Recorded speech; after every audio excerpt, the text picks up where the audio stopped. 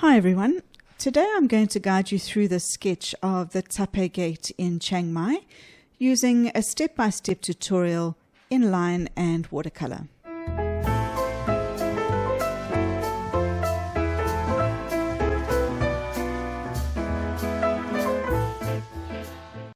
Equipment that you'll need today: a sharp pencil, permanent fineliner markers in size 0.1, 3 and 8, an eraser, a paintbrush. Today I'm going to use a silver black velvet in size 8 with a sharp point, a paint palette, a palette for mixing, a spray bottle of water, jar of water, tissue paper and a ruler.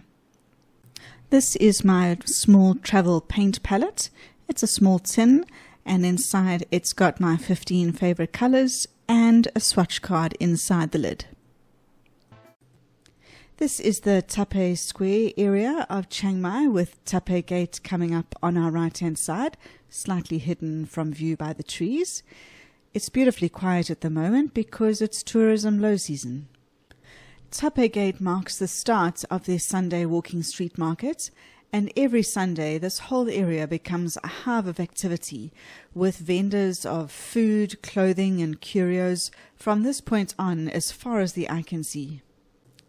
Feeding the pigeons and also taking photographs with the pigeons is a very common activity here.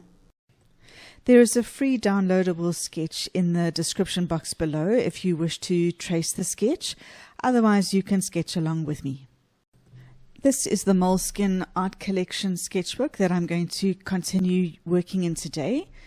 This is my Thailand sketchbook with which we've already done the cover page and a couple of other sketches up until now, varying the layout from page to page. I've decided that the Tha Pae Gate is an important enough subject that I'm going to do a double page spread today in the sketchbook. I don't often use a ruler when I'm travel sketching, but there's quite a lot of perspective in the sketch, so I'm going to use the ruler to give me a few guiding lines. I'm going to start with the horizontal line at the base of the wall because that line is horizontal. Then I will rule a line to indicate where the top of the wall will go. I want to position the right pillar just to the right of the crease in the middle of the page, and then the left pillar on the left hand side. And then just one more guideline to indicate the width of the left pillar. I'm going to start by indicating the position of the large vertical pole on the left hand side of the gate, and then I'll use a ruler to indicate the perspective line for the wall above the gate. Then there is this little bit of wall still left on the left hand side of the vertical pole. Now I'm going to work on the left hand side of the gate, and I'll add triangles where I can see the bits of the wall jut out. Now I will finish this section of the wall, paying close attention to the perspective lines. The lines that I'm drawing in now are not quite parallel. They are sort of in the same direction as the top of the wall lines that I had sketched in earlier. Now I'm going to work on the gate and the inner wall, and I'm just paying attention to the perspective lines that I see here, keeping a close eye on the reference diagram to try and get the perspective correct on this section of the sketch. And now I will do the same thing on the right hand gate post, paying attention to where the bits of the wall jut out. There's quite a bit of perspective on this right hand gate post, so as you can see I've drawn a guiding line at the top there so that I can figure out where the gate posts all start and finish. And I'm just going to fill in a little bit on this outer bit here before I go back and do the bit of the gate post that moves in the direction away from us. This guideline that I'm going to sketch now is going to indicate the center of that triangular lip that juts out of the wall below the battlements. I'm just going to do that on the left and the right hand side of the wall so that the perspective remains constant. Now I'm going to draw a line indicating the top of the battlements on both sides of the gate. Then I'll work on sketching the battlements in individually, working from the left hand side of the gate towards the left. A little bit of the video on the left hand side here didn't record, but I'll show on the right hand side in more detail how I drew the battlements. I start by drawing the front of the battlements first before I worry about the perspective. The guideline for this back section is already drawn, and there is a bit of overlap between this and the battlements at the front. So I'm just going to sketch what I can for this back section before continuing with the front. Then I'll work on each of these front battlements one at a time. Each of them has got two lines, one indicating the top of the battlement and the other indicating the back face of the battlement. Now I'm going to turn my attention to the front of the wall, and I'll first indicate the location of these rectangular cutout holes, and then I will use guidelines to make sure that the other cutout holes are all in a straight line, and then I'll fill in the location of the sign next to the gate. Now I'm going to work on the main gate in a bit more detail. I'm just going to indicate the location of the main slats, but I'll put in more detail when I come along and use pen. Now I'm going to work on this area between the two gates. I really don't want to put too much attention on this area here, but I don't want it to be blank either. But I'm going to sketch in this corner restaurant with the most minimal detail possible. I'm going to use my ruler here to put some guidelines in for the paved area in this courtyard section. I think some well-placed lines will add to the perspective and draw the viewer's eye in towards the gate. Now for these buildings in the background, the same sort of thing is going to apply, where I'm going to just draw the minimum detail possible, just so that there's something there, but I don't need very much detail at all. Onto the line work now. I'm going to use a 0.3 sized Pigma micron pen. Just make sure that whatever pen you use is permanent and not water soluble. I'm going to speed up this section, but as you're working through with your pen, just make sure that you hold the pen with a light hold, so that your lines are still free and loose and not too firm and rigid. And don't be too guided by the pencil lines that are already there, otherwise the diagram might just look a little bit static and not have as much life as you would like. Hold the pen lightly, try and get a little bit of a wiggle in the lines here and there, and for the very long lines, try and break the lines up to make them not long and continuous. Leave a little gap here and there as you are drawing in the longer lines. What we are doing with the sketch today is sort of in between a travel sketch and an architectural diagram. It's going to take us longer than the 20 or 40 minutes that a normal travel sketch might take if we were sketching it on the fly whilst we were on holiday. But it's also not meant to be a perfect architectural rendition of the wall either, despite the fact that it's got quite a lot of perspective, and that's what's taking the time. So that is why I'm still keeping the sketch light with my hand, and trying to make sure and be consciously aware of the fact that I'm not making the lines perfectly straight. Otherwise, it might end up being quite an architectural diagram, which has a little bit less life and character to it than if you do use a light pen and make it a little bit less formal. The crosses in the battlements here have also got perspective attached to them, and I want to make sure that they follow the same line of perspective that we have been working with. So I'm just going to sketch some guidelines there to show myself the center of where I think each cross will be, which will then make it easier for me to just go in straight with my pen and fill in the crosses where they should go. Now I'm going to do a little bit of detail on the sign on the wall, and for that I'm going to use a 0.1 micron pen. I'm just going to put a little bit of detail in the corners here, and I'm going to purposefully not try and get the writing exact, just maybe a hint of what it is that the sign says, but not perfectly detailed. I'm going to continue on with this 0.1 micron pen and just put a few lines on those triangular sections that do jut out of the wall. Again, making a conscious effort to not use long and continuous lines, just lines here and there randomly placed, but in the right perspective direction. And I'll try and get a bit more shadow and detail on that when I come into the painting stage. The wall is closer to us on the right than it is on the left, and so the triangular section lines will be slightly further apart than they are on the left-hand side to continue with this perspective that we already have going. I'm still using the 0.1 micron pen, and now I'm going to do some work on the tree.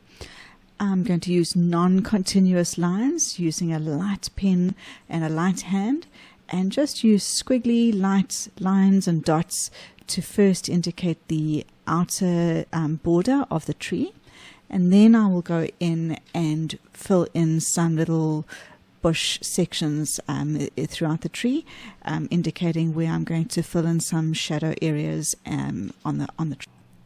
I just want to make it a bit clearer that this is a temple roof, so I'm also just going to add a few lines here just to show the roof tile layers on the temple roof. And then I'll add a bit more detail to the top of the roof of the cafe. Then with a very light and slightly wobbly hand, I'm going to now indicate the paving stones on the courtyard. I'm not skilled in sketching animals by any stretch of the imagination, but I think that we do need to add some pigeons on the wall and on the courtyard, because there are pigeons everywhere around Tha Pae Gate if you've ever been there. Now I'm going to add some textured vertical lines just to indicate the vertical panels in the gate. Onto the painting stage now. This is my travel paint palette with its swatch card inside the lid. I'm just going to activate the paints by spraying them with a little bit of water. And this is my silver black velvet paintbrush in size 8. For the sky, I'm going to work with a very weak consistency mix of cobalt blue. I'm going to work wet and wet, so I'm going to use clean water to wet the entire area of the page where the sky will be, and then I'm going to drop in the cobalt blue into there. I know the photograph has got a slightly cloudy day, but I'm going to change it into the normal blue sky that we are so familiar with in Chiang Mai. I don't want to make the sky overpoweringly blue, and dropping in the paint inconsistently like this will also give a bit of an impression of clouds. Whilst the sky is still damp, I'm going to start work on the tree by making a weak solution of sap green. I'll work wet onto dry here with the very weak solution, so dropping the very weak sap green onto the dry section of the sketch. It might bleed a little bit into the sky, but I'm not too worried about that. Whilst that first layer of sap green is still wet, I'm going to come in with a thicker consistency of the same sap green and just drop some in all over the tree to get a bit more contrast. I just make sure to not entirely cover the lighter layer below. I want more contrast in the tree than I already have, so I'm going to add some undersea green into the green mix and drop it into some of the darkest areas of the tree. Onto the wall now, and I'm going to prepare a few mixes of different colors so that I can get a bit of variation in the tone of the wall so that it's not all one color. So I'm going to prepare some weak solutions of burnt umber, transparent brown oxide, new gamboge, and indigo. I'm going to start with a very weak solution of burnt umber and cover the entire wall with it so that I can work wet and wet. As long as the solution on the wall stays wet, I can still move the paint around, and I can also drop in other colors. Whilst that base color is still wet, I'm going to drop in some transparent brown oxide in places. My aim here is to get a variation in colors and tones in the wall. I'm going to go in with a little bit of new gamboge to lighten up some of the lighter areas. And I'm going to aim to do the same thing on the left post of the wall here, putting in the transparent brown oxide in the sections of the wall that I can see are darker, and then some new gamboge to vary the tone. Whilst that initial base layer that I put down is still wet, I've still got time to move the paint around and also drop in some additional colors where it's starting to look a little bit light and needs a little bit darker contrast and difference in color. This area isn't completely dry yet, which is fine, but I'm going to use the indigo now to start dropping in some shadow areas on the top as well as on the side of the wall that is in shadow. I'm going to work around this whole area that I have already laid down and just work on the shadow areas that I can see. I work in smaller areas of the sketch at one time, as I have here, so that I've got time to move around the section, add darker colors and shadows whilst it's still wet before I move on.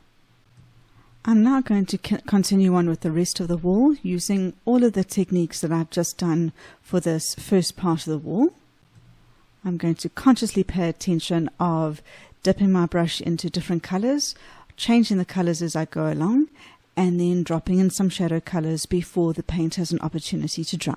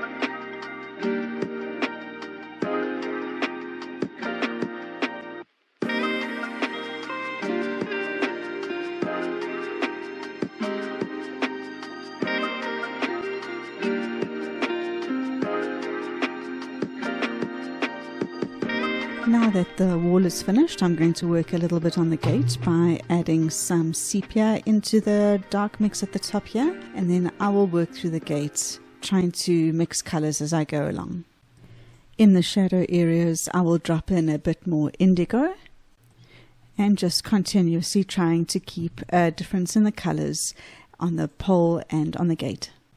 I didn't realize that the video had stopped filming, but you can see that in the foreground here I've added some browns and grays, and then just some muted colors on this building and coffee shop in the background there.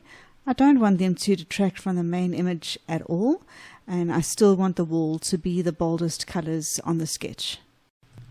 I'm going to mix up the same 4 colors on my palette that I used on the wall in the first layer, and I'm just going to intensify the colors on the wall where I feel that I need it, particularly here on the left hand side of the wall where I was possibly a little bit too cautious with the laying down of my colors in the first layer. I don't want to overdo it here, but I do feel that some areas do need a bit more color, and I'm going to work on the shadow layers as well. This side of the wall is in shadow, so I'm going to intensify the browns and also work on a bit of the shadow color. Have a look at the top of the wall in this section though. I haven't touched that. That is in light, and that is going to help increase the contrast between the light top of the wall and then this side of the wall that's in shadow. I'm going to do the same on this side of the wall that is in shadow. This is the time in the sketch where I start becoming more aware of contrasts. having a look at the shadow side of walls and things and trying to get as big a contrast between this side of the wall that is lighter versus the side that's in shadow. Now I will add some shadow in on the right hand side of the battlements here. Now I'm going to let the whole thing dry before I add anything further so that I don't get muddy colors. Now I'm not going to darken any of the colors that I've laid down. I'm only going to concentrate on shadows. I'm going to go through the whole sketch and have a look for the darkest areas of shadow and try and enhance those to increase the contrast.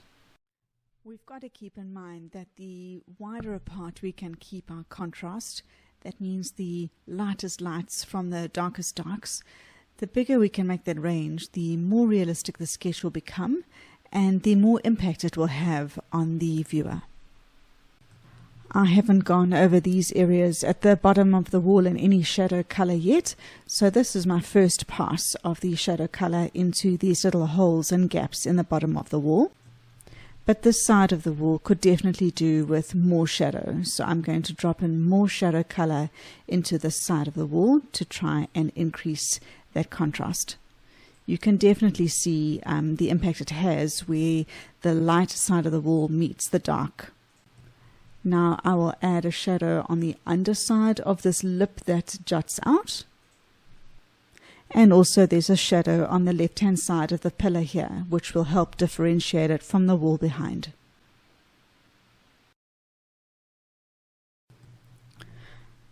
I will add shadow to the underside of the lip on this short side of the wall, and then continue on with my shadow on the rest of this inside wall.